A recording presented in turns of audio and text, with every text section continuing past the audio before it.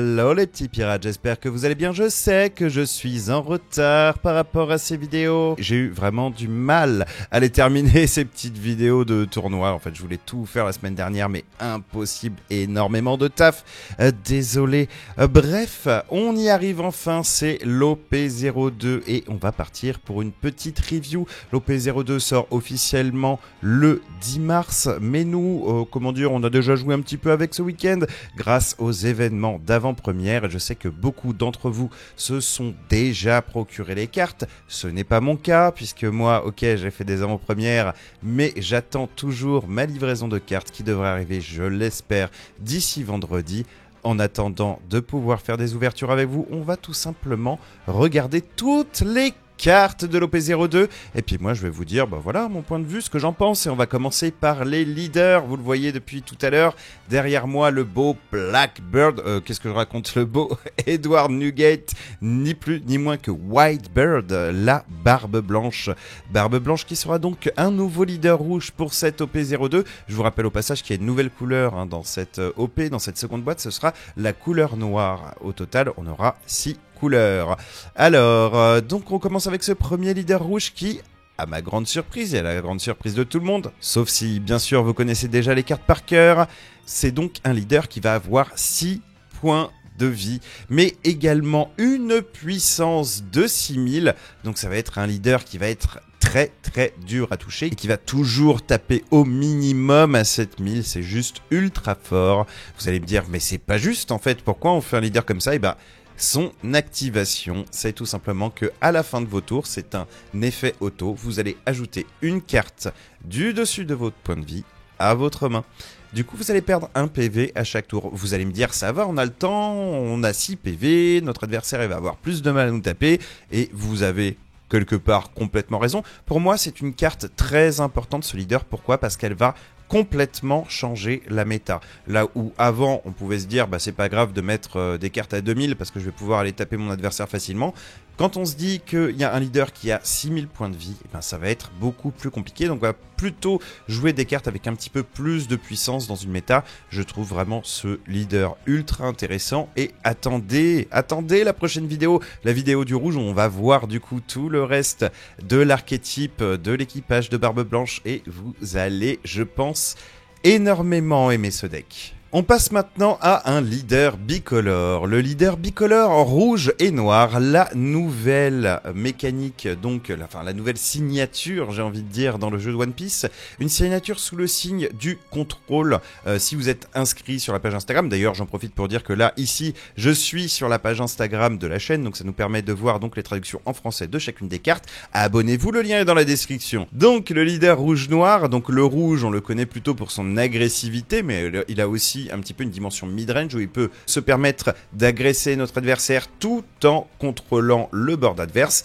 Ici, on a une mécanique rouge mélangée à la mécanique noire. La mécanique noire, c'est une mécanique qui va tout simplement nous aider à gérer le board adverse. C'est ultra contrôle. On va jouer des cartes qui vont détruire les cartes de notre adversaire grâce à des effets. On va d'abord réduire le coût des cartes, puis activer des cartes qui nous permettent d'activer des cartes à faible coût. C'est juste ultra balèze. Monkey D. Garp, donc, qui est un leader à 4 PV puisque bicolore, il est d'attribut strike, il a une puissance de 5000, il est de couleur rouge et noir et fait partie de la marine.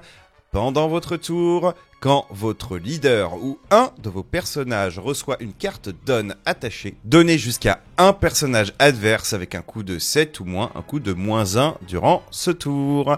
Donc c'est un leader qui va nous aider énormément à réduire le coût des cartes adverses. Ce qui est super sympa, c'est que donc avec des cartes rouges, on va avoir tendance à aller coller des cartes à nos personnages, et le truc qui est complètement fou, c'est que celui-là n'est pas limité à une fois par tour. C'est pendant votre tour, vous faites ça autant de fois que vous voulez. À chaque fois que vous allez booster un de vos personnages, vous allez mettre -1 au niveau de la carte de votre adversaire, de n'importe quelle carte de votre adversaire. Je dis n'importe laquelle puisque, ok, on exclut les cartes à 8, à 9 et à 10, mais vous allez voir qu'il y a d'autres manières de réduire le coût de ces cartes avant potentiellement d'utiliser cette capacité. Donc vraiment, moi je la trouve très bien, je pense que c'est un leader qui va être jouable. L'effet est très fort, mais le gros problème, c'est les 4 points de vie. Les 4 points de vie, c'était déjà un truc qui était compliqué à gérer dans l'OP01. Je pense que là, dans une méta où il y a un leader qui va avoir 6000 de puissance plus les 6 points de vie, ça va être tout simplement ingérable. Après, voilà, moi je vais monter un deck Garp, c'est sûr et certain. Déjà parce que je kiffe le personnage, mais aussi parce que l'effet m'a l'air en effet très abusé, sachant qu'il y a des très bonnes cartes rouges sous lesquelles on a envie d'aller coller des cartes d'on pour activer des effets, etc. Ça peut être juste ultra contrôle, après à voir justement si les points de vie vont suffire. On arrive maintenant à mon deck sans doute favori de la méta, le leader Kinemon. Il a 5 PV, il a un attribut slash, une puissance de 5000, il est de couleur verte, il fait partie du pays des Wa et des 9 fourreaux rouges, et il a une activation principale assez intéressante. Activation principale une fois par tour, si vous avez un personnage ou moins, la prochaine fois que vous jouez un personnage pays des Wa avec un coût de 3 ou plus depuis votre main pendant ce tour, son coût sera réduit de 1. Donc on peut aller tricher avec la mana, en gros, comme on pouvait le faire avec le leader Kozuki Oden. D'ailleurs le leader Kozuki Oden que j'adore toujours autant, je ne sais pas si je jouerai celui-là ou l'autre, je vais y réfléchir. Donc un personnage du pays des Wa d'un coup de 3 vous allez le payer 2, un coup de 4 vous allez le payer 3, un coup de 5, le Denjiro, vous allez le payer 4, vous avez compris, c'est une façon très efficace de tricher avec sa mana. On n'a pas la possibilité de défausser une carte de sa main et de détaper 2 cartes énergie, c'est vrai que d'une certaine manière c'était fort, mais pour moi ça s'équilibre et on n'a plus ce côté défausse de main qui faisait quand même sacrément du mal au leader Oden, malgré le fait que ce deck était pour moi sous-joué parce que très fort. Le prochain leader ce sera le Sanji que tout le monde attendait, non parce qu'il n'est pas rouge, c'est un nouveau leader de l'équipage de Chapeau de Paille, mais qui est cette fois bicolore, bleu et vert. C'est le premier du coup leader qui va nous permettre de mélanger les cartes vertes assez mid-range aux cartes bleues un petit peu plus contrôle. Donc ça c'est le premier point très intéressant. Le deuxième point intéressant, ça va être son activation principale. Une fois par tour, quand vous jouez un personnage sans capacité depuis votre main, si vous avez 3 personnages ou moins, placez jusqu'à 2 de vos dons en mode actif. Et là, ça rejoint ce que je disais sur le leader Oden juste avant, hein, le leader Oden de l'OP01, vous deviez vous défausser de cartes de votre main pour détaper des cartes d'on. Ici, on vous demande juste de jouer des cartes sans capacité, donc des cartes qui sont souvent très fortes, hein, qui ont une puissance assez élevée. Et là, cette fois-ci, vous allez pouvoir redresser 2 cartes d'on, mais sans véritablement payer de coups en fait. Vous prenez le board, vous détapez 2 cartes d'on. Donc en soi, vous trichez sur le prix d'une carte à hauteur de 2 cartes d'on. Je trouve que c'est super fort. Bien sûr, il faut avoir 3 personnages ou moins sur le board, c'est pas le genre de situation qu'on voudrait à chaque fois, mais admettons, on met des petits bloqueurs, notre adversaire gère nos petits bloqueurs pendant le tour, on s'est protégé pendant un tour entier, et qu'est-ce qui nous reste sur le board? Il nous reste 3 personnages ou moins. Donc voilà, vous allez pouvoir jouer vos personnages, au moins en mettre jusqu'à 3 sur le board en détapant au moins une fois par tour 2 cartes d'on. Je trouve que c'est super fort. Après, vous allez voir les cartes qui rentrent dedans, les cartes qui ne rentrent pas dedans. C'est vrai qu'il y a des decks qui sont un petit peu plus explosifs dans cette méta OP02, mais j'adore le design de ce leader. C'est un design intemporel pour moi. Et attention, parce qu'on va passer au merveilleux, à la merveilleuse, que dis-je, l'excellentissime Emporio Ivankov. Ce deck, c'est le fun. La description du fun. Je vous explique. 5 PV. Attribut spécial, puissance de 5000, c'est un leader de couleur bleue, je crois que ça s'est vu. Il a le type Impel Down, ça c'est cool parce que les cartes Impel Down elles sont cool, et armée révolutionnaire. Fin de votre tour, si vous avez 0 cartes dans votre main, vous piochez 2 cartes. Et tout va reposer là-dessus dans ce deck. Vous devez jouer avec une main vide ou quasi vide, et on va vous faire repiocher tout le temps en fait, en permanence. Donc c'est fun, voilà, c'est fun, ok, va falloir classer sans doute le dessus de son deck pour savoir exactement ce qu'on va piocher. Si on a envie d'avoir des cartes counter typiquement pendant le tour adverse, il faut savoir ce qu'on pioche, attention. Mais vraiment, ce deck-là, c'est le fun à l'état pur, j'ai terriblement envie de le jouer. Leader suivant. Et le leader suivant, c'est Magellan, le terrible Magellan, qui fait également partie d'Impel Down, 5 PV, attribut spécial, puissance 5000, c'est un leader de couleur violette. Pendant votre tour, une fois par tour, quand une carte donne de votre board est retournée dans votre deck donne, donc quand vous faites donne-1 en gros, ou donne une fois plus, voilà, une fois par tour, vous pouvez le faire, ce leader gagne plus 1000 de puissance pendant ce tour. Alors, je sais pas trop quoi dire sur ce leader. La première chose qui me viendrait à l'esprit, c'est de dire c'est un leader Impel Down, et les cartes Impel Down, elles sont archi cool dans le violet, vous allez pouvoir le découvrir, mais je suis pas archi fan de ce design. Qu'est-ce qu'on va faire? On va faire un donne-1 pendant notre tour, même pas pendant notre tour adverse. Si ça avait fonctionné avec des trucs counter et tout, on gagne plus 1000 de puissance pendant le tour adverse, j'aurais dit c'est super fort, mais là, c'est pendant votre tour et une fois par tour. Je trouve ça pas fou, voilà. Gagner plus 1000 de puissance. Alors ok, toutes les cartes qui nécessitent que votre leader soit un leader Impel Down, ça va vous permettre de jouer un deck qui est, ma foi, pas dégueulasse non plus. Mais je trouve que cet effet est tout simplement bof. Voilà.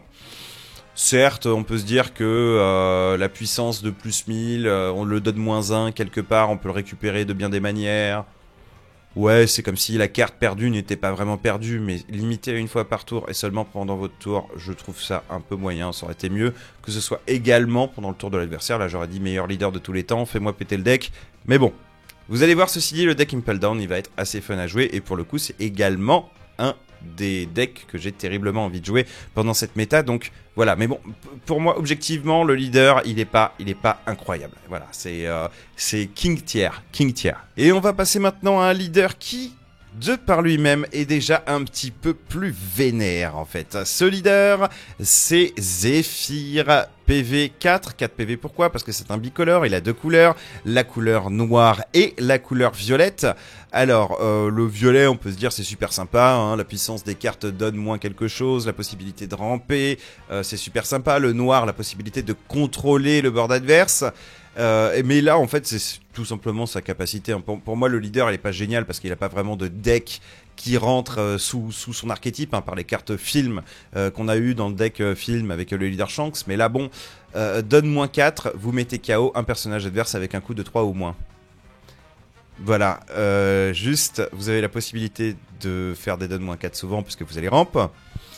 Et vous avez la possibilité, parce que vous jouez noir, de baisser la valeur des cartes adverses. Juste pour ça, moi, je trouve que le leader, à lui tout seul, il est vénère. Quand ce leader attaque, en gros, il va détruire une carte sur le terrain adverse. C'est inévitable. Voilà. Ça vaut cher, c'est un donne -4, mais c'est pas si fou que ça si on se dit qu'on peut jouer Onigashima et donc ramper 2-3 cartes. Bon, après, c'est clair, c'est un leader qui a 4 PV. On peut mieux faire, mais je le trouve... À lui tout seul, je le trouve ultra cool. C'est un leader qui va nous permettre de faire plein de trucs, d'inventer plein de decks. Et ça, rien que pour ça, les bicolores, j'adore. On va passer au prochain leader. Le prochain leader, ce sera Smoker. Premier leader noir des OP. Donc en OP02, on a un autre leader qui est sorti dans le starter deck numéro 5. Mais ici, il est assez nouveau, le Smoker. Il va avoir 5 PV, il a un attribut spécial, une puissance de 5000. Il est de couleur noire, il fait partie de la marine et va nous permettre de jouer toutes ces magnifiques cartes ultra contrôle et estampillé noir. Du coup, donne x1, activation principale, une fois par tour, donner jusqu'à un personnage adverse -1 de coups durant ce tour. Puis, s'il y a un personnage avec un coup de 0 en face, ce leader gagne plus 1000 de puissance pendant la durée du tour. Alors, voilà comment je vois ce personnage. Vous allez avoir un leader qui sera boosté quasiment à chaque tour, en tout cas à chaque fois que vous aurez utilisé cet effet à 6000. Donc c'est ok, c'est un leader qu'on nous force à booster à 6000 en utilisant une carte donne quand même. Et là vous allez donner -1 à un personnage adverse. Sachant que c'est un deck qui est orienté full noir, je trouve ça correct. Mais je trouve pas ça fou. La contrepartie vont vous donner -1, donc vos autres cartes vont vous permettre de gérer des cartes quand même assez balèzes sur le board. Mais voilà, vous gagnez plus 1000. Ouais, du coup, vous allez taper à 7000 à chaque tour. Sympa, mais pas fou. Pas fou parce que... Enfin, il y aura rarement des personnages adverses avec un coup de 0. C'est ça que je me dis en fait, c'est juste... la méta va évoluer, il y aura un barbe blanche en face, les coûts des cartes vont augmenter, à part des petits bloqueurs à 1, des petits Momonosuke ou des petites Nami qui seront du coup de moins en moins joués, vous n'allez pas en permanence ramener une carte à 0 et donc faire gagner plus 1000 à ce leader. Donc ouais, pour moi basiquement, l'effet de ce leader c'est donner moins 1 à un personnage adverse. Voilà. Le plus 1000, on le gagnera très rarement. Bon, ça reste bien dans du noir, hein, qu'on s'entende bien, il y a plein de cartes qui cassent des cartes à 3 ou moins, des cartes à 5 ou moins, et donc bah, une carte à 6, si vous lui mettez moins 1, ça devient une carte à 5, et donc basiquement faire moins 1 pour une carte donne à un personnage adverse, je trouve que c'est correct.